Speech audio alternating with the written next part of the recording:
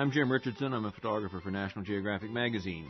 For the last 2 years, I've been out covering the Celtic realm, all those areas out on the edge of northwest Europe where the Celts were pushed out as they lost their grip on the mainland and came to live out on the rocky edges of Europe, out there in Scotland, Ireland, Wales, down in the tip of Cornwall, where my ancestors all came from, clear down through the Isle of Man into Brittany and even Galicia down in the northwest corner of Spain.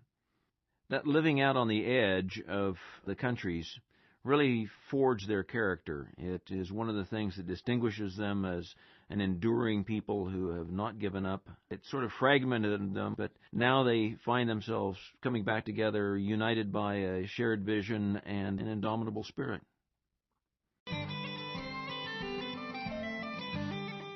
You know, if you had to describe the spirit of the Celtic people, I think you would think of terms like poetic, wild, unbridled.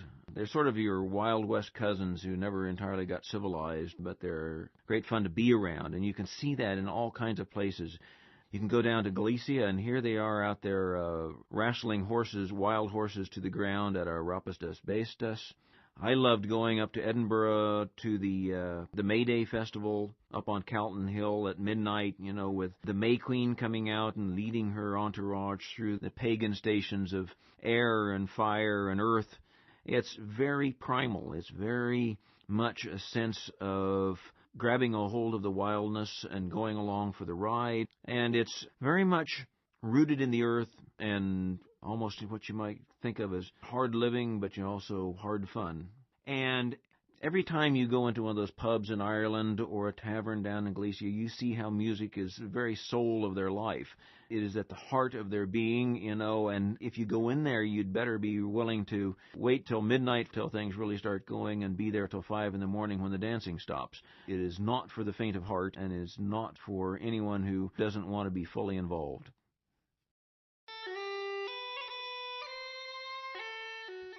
Well, what was so interesting to me about doing this story is that generally when we think of the Celts, we think of an ancient tribe, long since gone.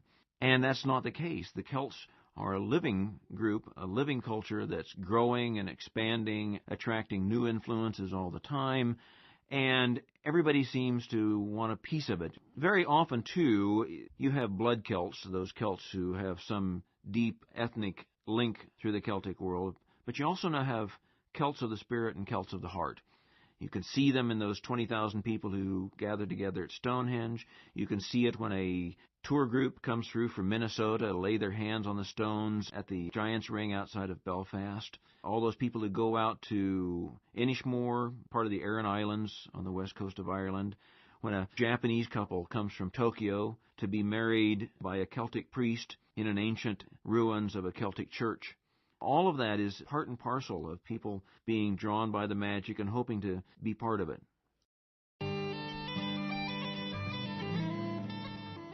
One writer called the Celts Europe's beautiful losers.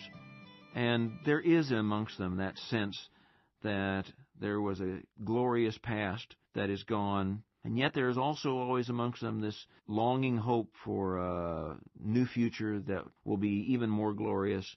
The present for the Celts is always at the junction of those two forces, and it makes for a present that has a wonderful sense of being connected with where they came from and where they're going. And for all the forces that have driven the Celtic people apart over these last 2,000 years, we're not dead yet. We're still coming together. We're still growing. We're going to be here for a long time.